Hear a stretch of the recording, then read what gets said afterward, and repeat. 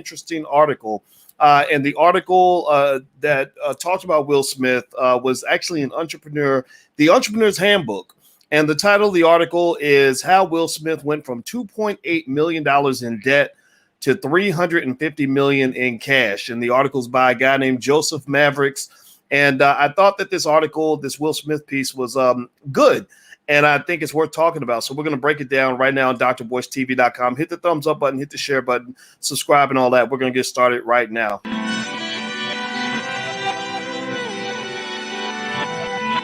Here we are, clan the isms, cataclysm, great. Our people out here struggling, trying to make it in this state. Everybody out here doing it, but we the ones who late. Now family, we the ones who gotta delegate. Get that money in the power, never be fake. Stick to co-sign for 3. What did he say? Create jobs, support our own. Educate the same and buy back your home. Got 3 degrees, triple 10. 3 PhDs, now we on the CNN. DBTV, let's talk about negligence. Ignorance is bliss, but we can turn it to intelligence. Believe none of what you hear, half of what you see. Let's break it down here on Dr. Boyce TV. Here we are. Hey, what's going on, guys? My name is Dr. Boyce Watkins. Welcome to drboycetv.com, the home for intelligent Black people. Put your hashtag B1 in the chat if you agree with me that Black people need to come first. Hashtag B1, that is our calling card. That means that we believe our community needs to be the top priority, that any politician that wants our vote needs to take care of our community. Our money needs to stay in our community. And if we don't solve our own problems, nobody else will. So give me a hashtag B1 in the chat if you agree with that philosophy. I hope that you agree, because if you can't agree with me that Black people need to be prioritized, then I cannot be your friend. So let's move on. Do me a favor, hit the thumbs up button, share, subscribe button.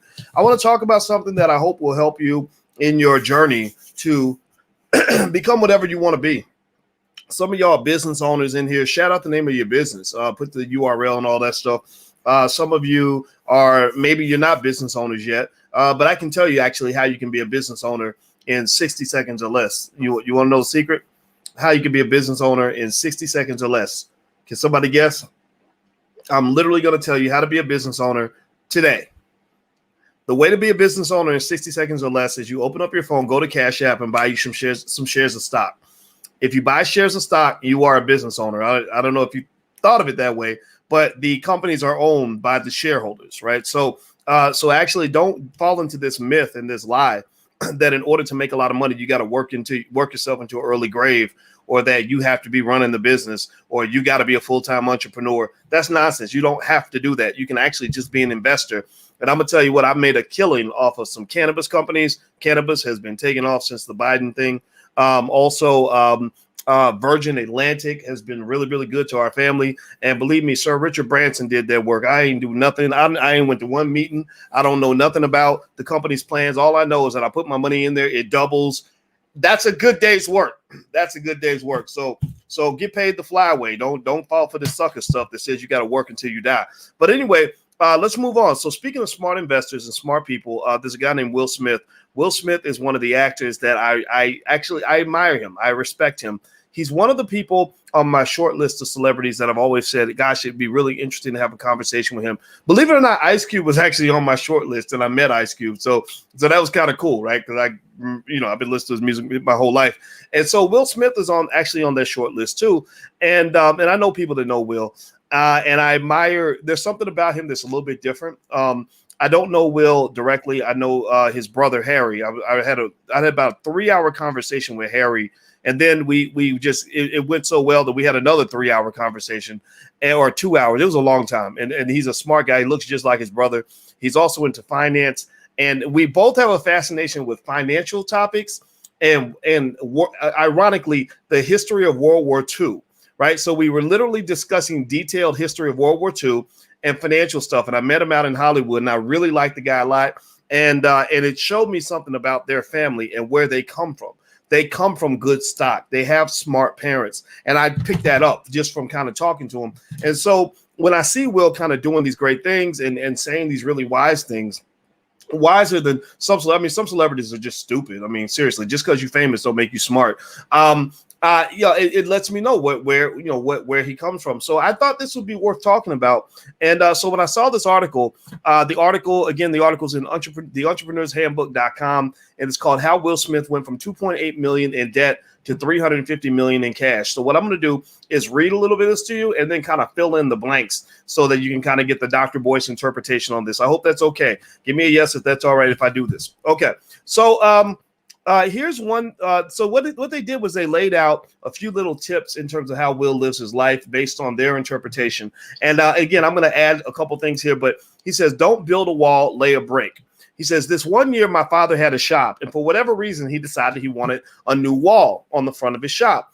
He tore it down probably 16 feet high, 30 feet long entirely. My brother and I had to dig a 6-foot hole for the foundation, and we would mix the concrete by hand. For a year and a half, every day after school, we built this wall, just my brother and I. I vividly remember one day standing back, looking at the wall, thinking to myself, there's going to be a hole here forever. After a year and a half, we finally laid the last brick and the whole wall was built. So he thought that it would take forever to build the wall, and eventually the wall was built in over a year and a half. He says, my father stood back with my brother and I, looked at us and said, don't ever tell me you can't do something. And then he walked into his shop. So basically he's saying, so his interpretation is you don't set out to build a whole wall. You don't set out to do something gigantic. You just do little things, right? It's the little things that will get you there. He said, nobody said, I'm going to build the biggest, baddest, greatest wall that ever existed. You don't start like that. You say, I'm going to lay this brick as perfectly as a brick can be laid. There will not be one brick on the face of the earth that will be laid better than this brick. And I'm going to do it in the next 10 minutes. And you do that every single day, and soon you have a wall. I recognize that. I recognize that line of thinking. That's the kind of thinking. I'll give you examples. If you're a football fan, and you watch, some of the best football players, whether you're talking about the Patrick Mahomes of the world, the Tom Brady's of the world, they kind of just line up for every snap, right? Even if the team's down by 3 touchdowns, they line up for every snap. They execute every play with precision. And and I think you can look at life that way. You don't eat elephants one bite at a time. You don't try to get everything at once. You just do the little things. Every day you have a philosophy that says, every little thing I do, I'm going to do it a little bit better than everybody else. And what happens is that doing the little things every day a little bit better than everyone else adds up to the big things. That's when you get those lifetime achievement awards where you're like, wow, I did all of that. And you don't believe it because you only were doing the next thing that was in front of you, and you just kept doing that. And next thing you know, you had something amazing done. So I get that. I know that. I live by that. That's a philosophy I live by. Every day I just get up and I just execute. I say, okay, boys, line up on the ball, take the snap, drop back, and throw the pass, right? You might throw an interception. You might get sacked. You might take a fumble. You might take a loss. But either way, you line up, take the snap, drop back, and throw the ball, right? I live by football and war analogies, in case you're wondering. That's my toxic masculinity speaking. All right, so anyway, do me a favor, hit the thumbs up button, share, subscribe button if you haven't done it yet. And also, in case you guys don't know, we actually have a platform that we own. It's a lot like Facebook, except it doesn't have all the functionality, but it's pretty good, and it's black, which that right there makes it better.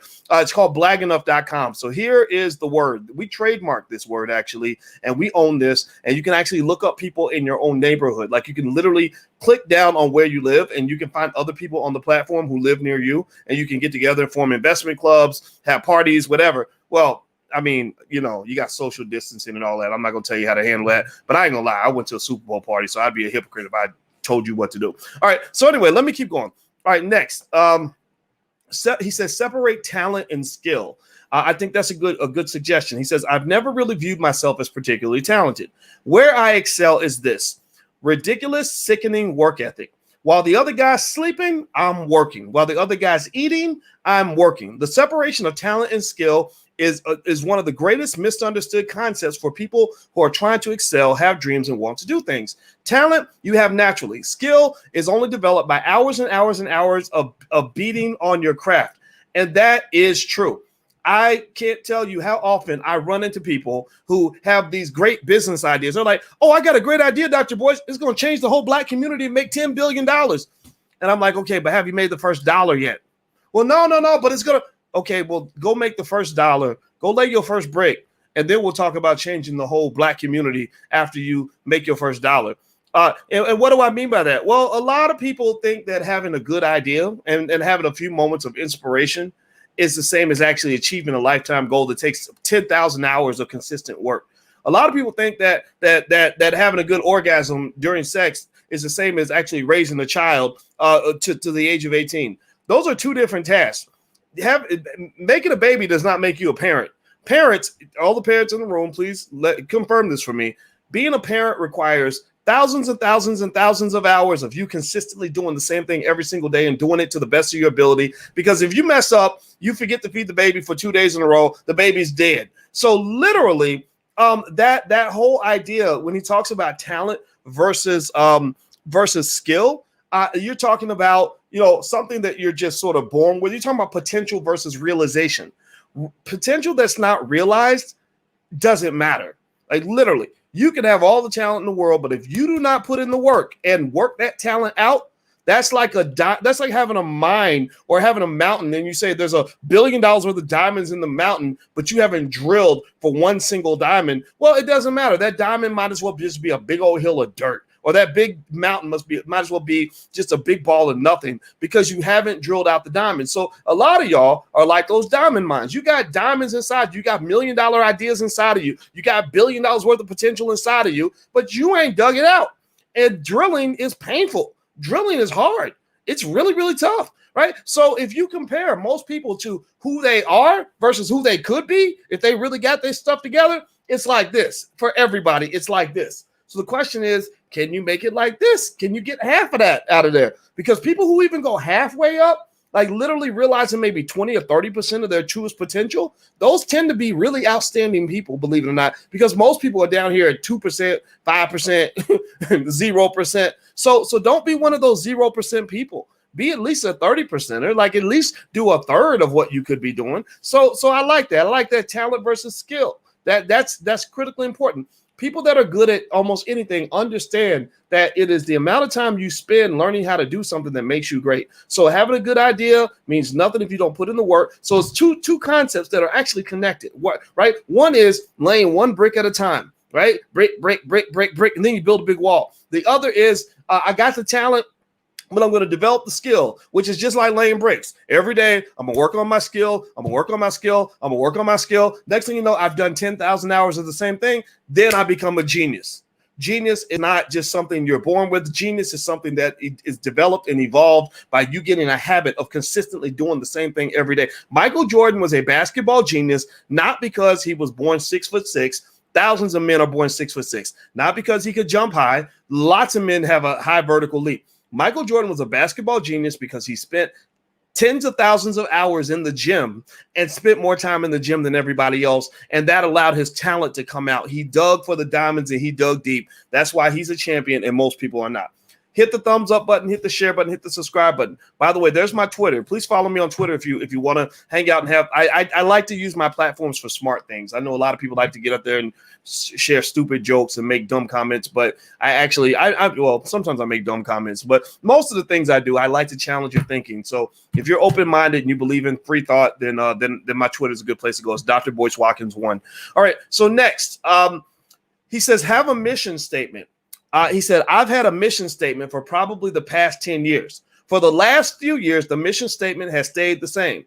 It's been to improve lives. I want my life, work, family to mean something. If you are not making someone else's life better, then you're wasting your time. Your life will become better by making others' lives better.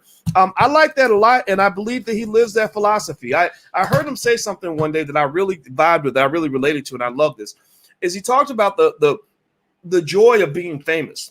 And a lot of people don't see fame as being joyous. Like a lot of people get to the point where they're triggered and scared and mad and pissed off and feel like everybody's trying to use them or that it's all about them. They become divas or whatever, right? And that can happen. I can see why that could happen because when you are famous, whatever that is, I'm not Will Smith famous, but I've signed enough autographs to make my hand hurt. I've bumped into people on the street all around the world who know who I am. I've dealt with, some of the crazy stuff so I've dealt with just enough to know what it feels like. And the thing about it is that you can either use that and use it to make you into a terrible person, or you use it to say, oh my God, this is amazing. You mean that if I just tell you that I like your outfit, you're going to really feel good. Like I can really make your day better if I tell you that you look good in that dress, or that's a really nice suit, or that was a really great idea. So that's pretty cool, right? You hear people that'll say, wow, that means a lot coming from you. I'm like, oh yeah, well, I got more where that came from. Let me tell you some more stuff that's really going to get you like on cloud 10, that's going to have you feeling good and reaching your potential, right? So when Will Smith talks about making people's lives better, I love what he's talking about because he's really speaking on the fact that in life, you kind of get what you give. Right? If you're giving out, strong positive vibes and you're lifting other people up and investing in other people, chances are karma does become very real and you get what you're giving out, right? So ultimately what you want to think about as you become more successful is that spiritual development so that you can have the spirit that helps you understand that the more you want to receive, the more you should be giving. That goes back to everything like networking. George Fraser in his book, Success Runs in Our Race, George Fraser, let me tell you about George Fraser. I know him well, and I love this man to death. George Fraser, his book is required reading in all HBCUs, sold hundreds of thousands of copies. He's an expert in networking.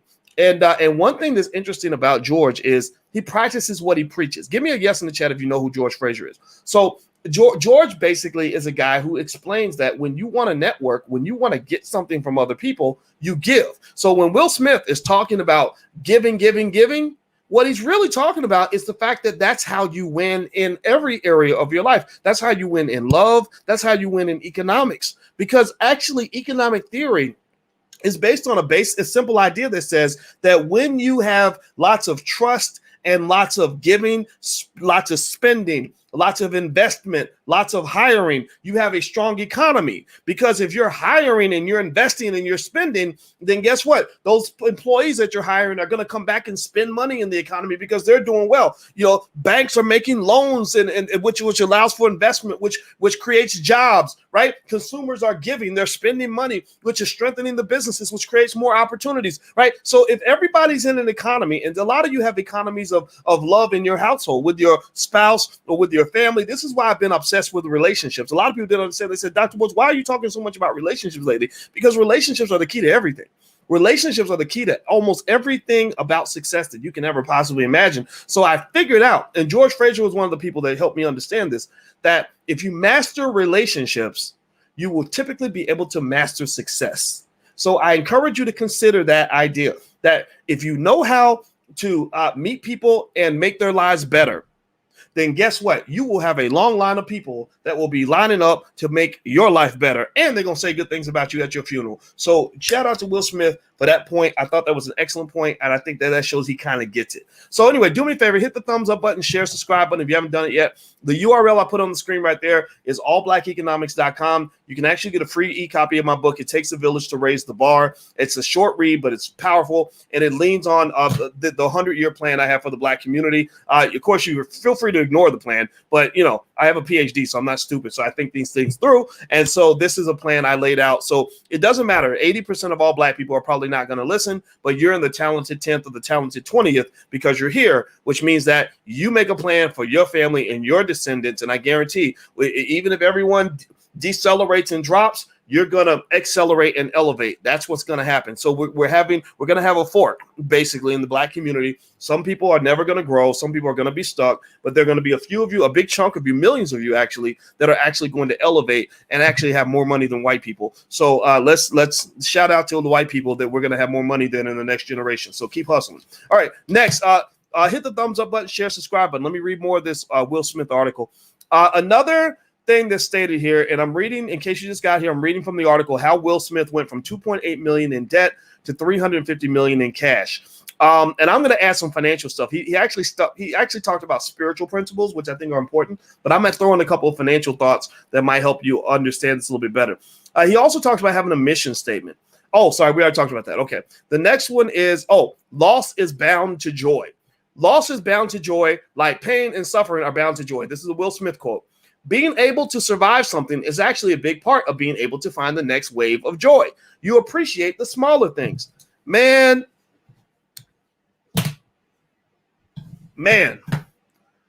Woo. I'll tell you, let me just say, I love that philosophy because it's like, whoa, yeah, I get that. I love that. And I agree with that. And I'm laughing because that statement, loss is bound to joy, is such a critical thing to understand. Because basically what he's saying is that there's no pain, no gain. That basically it's two things. One is that if you go through loss, it helps you appreciate joy, right? Because if you've never had loss, then you don't know what joy feels like. Or if you've never been broke, it's hard to enjoy being rich. That's why you have rich kids that are born rich, that are really depressed and suicidal and on drugs or whatever, because they never know what it's like to struggle, right? So when you struggle, the blessing of the struggle is that you get the bliss of success or whatever, right? So that part I get. But what I really like about it also is there's another corollary, a connected idea to this that says that that access to your heaven lies on the other side of your hell.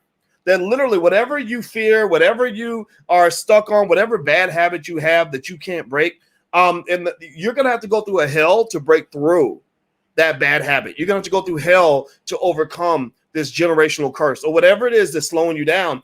But the beauty of it is that if you go through that hell, then you can get to the heaven.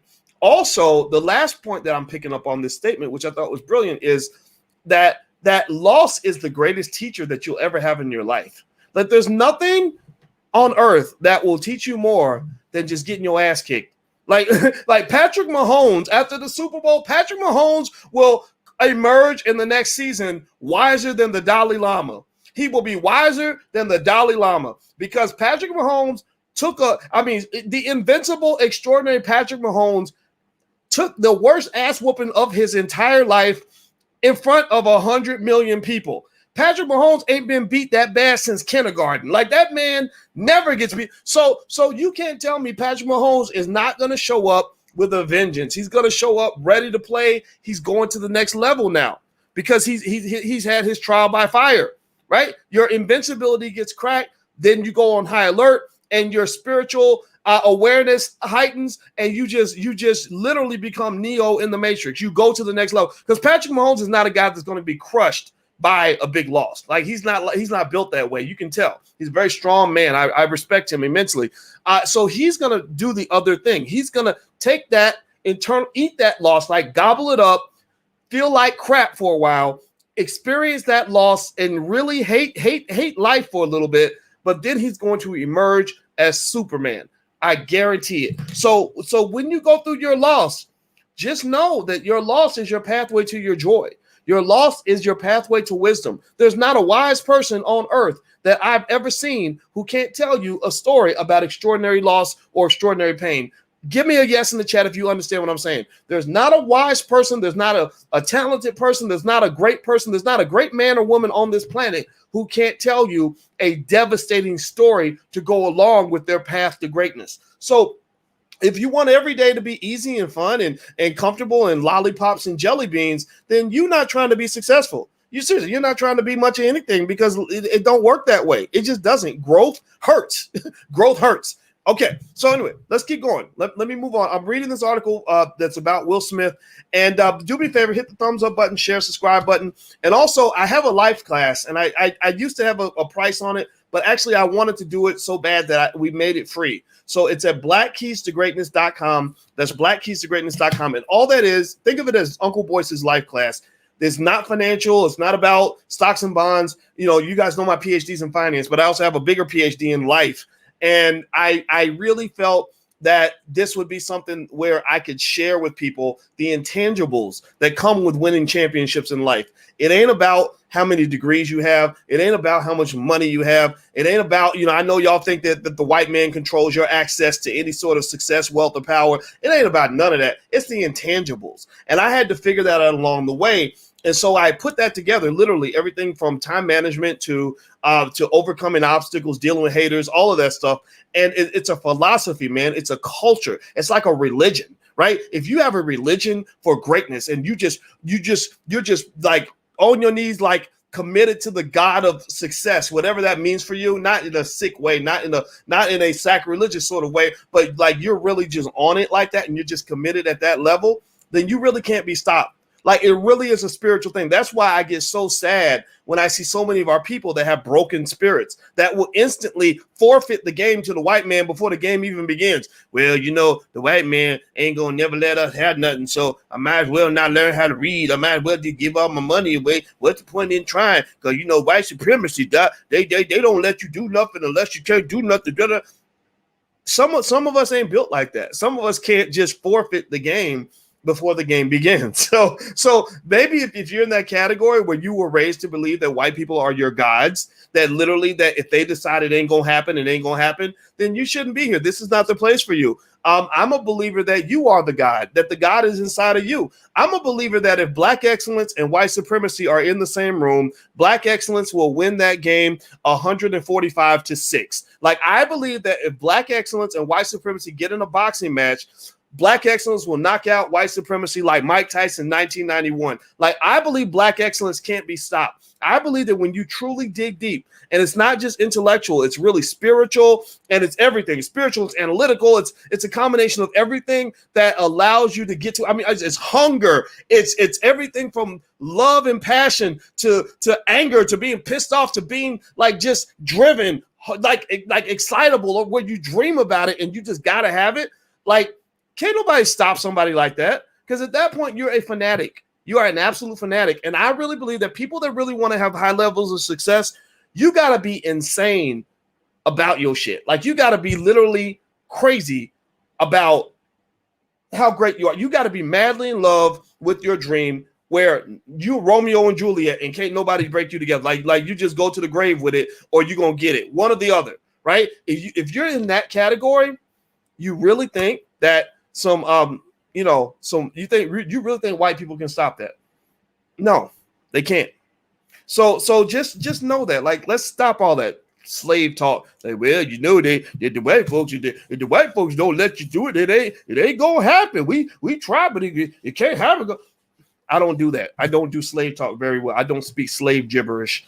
So maybe your job is to free the slaves, right? So go be a slave. The slaves can go be slaves. We'll just come back and free the slaves, because I don't believe that's going to get you where you want to get to. All right. So next point, hit the thumbs up button. Please hit that thumbs up button. Please subscribe to the channel. We need your support, because we're building black-owned media, and I really, really would love it if you guys would help us do that. All right. So the last point that Will Smith makes in this article that I thought was great, it's a great quote. He says, "I am motivated by fear." He said, "I have a fear of fear." Yes. There you go. Smart black man. "I hate being scared to do something. It's very simple. What developed in my early days was the attitude that I started attacking things I was scared of." Now, some people may not get that, right? And it's very contradictory. It's in contrast to how some of us were raised. A lot of us were raised in a bowl of fear. Like, a lot of us would literally, fear was the prison that many of us were born into. If you ever want to miss out on life, live your life afraid. Like, live your life constantly worried about all the things that can go wrong, and you will miss everything. Like, literally, you might as well go ahead and just get your AARP card and start planning your funeral, because some people die at the age of 25 but they get buried at 75. Seriously. Seriously, do not ever let people who are addicted to fear, the toxin of fear, become the guiding forces in your life. You can hear them out. They might have legitimate risk. Like he said, risk and danger is real for sure, but fear is a choice. Fear is a choice. And so this is tough. This is where I run in contrast to a lot of people in our community, because maybe you don't see it, but the fear trigger is huge. And people use that. They play on that. They play on it when it comes to getting you to vote for a certain candidate. They play on it when it comes to getting you to buy certain products. They love to scare you because they know that you scare easily, right? So what I would say is that I love what Will said about having a fear of fear. And, it's great, because it kind of just says, the danger is going to be out there anyway. And fear does not increase the chances that you're going to be successful. Fear actually increases the chances that you're going to fail. Like, if you're a football player and you go on the field and you're afraid, that increases the chances you will get injured. Like, did you know that if you go out, or if you're a soldier and you go out on the battlefield afraid, then that increases the chances that something bad is going to happen to you, right? So maybe what some people do is they stay off the battlefield, they stay off the football field, right? And it's fine. For those people, maybe they don't have a desire to live. I don't know. But for those of you that really want to live, that want to eat the big piece of chicken, that want to know what it's like to stand on top of something, that want to know what it's like to be free, because freedom, has a lot of the same letters as the word fear. And literally, you can't get freedom if you have fear. People that are fearful don't usually get freedom because freedom is not usually handed out voluntarily. Freedom is typically something that you have to fight for. And if you can't overcome your fear to fight for freedom, then you'll never, ever be free, right? Like, so fear is a prison. Fear is it makes you fit for slavery. Fearful people are put in that slave box. In fact, pay attention. Whenever governments want to take away your freedom, what do? They tag into your fear. They make you afraid, and then they say, we're going to take away all these rights from you because we're going to keep you safe because you're so scared, and I understand you're scared. That's why we want you to sit still. Well, we're going to go out and make all the money. We're going to go out and get all the power. We want you to sit still in fear because fear is going to be your prison and your excuse for a lack of action and activity. So with that said, I love what Will said about fear. You can't become a Will Smith type success by being afraid all the time. He had to take risks. Calculated risks, right? I'm not a big risk taker in the sense of doing stupid things, but if I calculate the risk and I say, okay, there's a chance it ain't going to work out, but if it does work out, it's going to be awesome. Well, why not jump out there and do it? And let me give you a little secret. This is another secret. Will Smith didn't mention this in the article, but he probably knows this because he's a smart guy. When they surveyed older people and they asked them, what do you regret in your life? Like, if you could go back and do it over again, what would you do? They rarely regretted things that they did, but they were very regretful of things they did not do, right? So they have more regrets about things they didn't do than about things they did do. So sometimes it's just jump out there and do it. Just try it. Doesn't work out, that's fine. You'll recover. You'll move on. You'll say, oh, well, it was a great experience. Or you'll find something else that you came out of it. That was like, did you know, I talked about Twitter. Twitter, you may not know this. Twitter was actually the product of a failed company. They created this company. I got to go look up the name of it. But basically, they had all these bells and whistles, and nobody wanted it. Like, they spent all this money on this company. It was a complete failure. But they realized that people liked the little tweets. That's all they liked. They liked the tweets. They didn't like anything else. So they just said, okay, well, let's center the whole company around the tweets. Let's pivot. And now they've got this multi-billion-dollar company. So a lot of times without your failure, you don't get your success. Failure, things we consider failure, loss, or whatever the case may be, those are actually learning experiences. And I think you know this, but I think maybe you need me to remind you of this so that when you're dealing with all these things, you'll have a way to get to the bright side of that, right? Don't sit in the darkness forever. All right. So anyway, so that was what Will Smith had to say in this article. I admire Will Smith. I think he's great. I met his brother Harry. We talked a couple times. I got to call him. I've had his number in there. I haven't talked. I went to one of his movie premieres. He premiered a really good movie. I don't have the name of it in front of me, but I really think that whatever it takes for you to get your inspiration, do what you got to do. I want you to get that. I want you to be successful, and I want you to win. So anyway, if you could do me a favor, hit the thumbs up button, share button, subscribe button. Also, don't forget that this podcast is actually on audio too. So if you go to Spotify, it's called the Dr. Boyce Breakdown on audio. So, or you can go to the drboycebreakdown.com and you can find it if you want to listen to the podcast. So it's totally up to you how you want to do it, but we're all over the place. So have a good night, everybody. It was great talking to you, and I will see you very, very soon. So take care. Peace.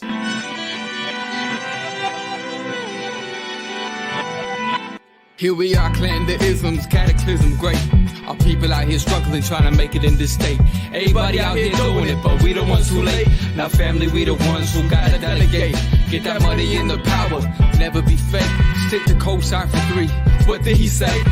Create jobs, support our own. Educate the same and buy back your home. Got 3 degrees, triple 10. 3 PhDs, now we on the CNN. DBTV, let's talk about negligence. Ignorance is bliss, but we can turn it to intelligence. Believe none of what you hear, half of what you see. Let's break it down here on Dr. Boyce TV. Here we are.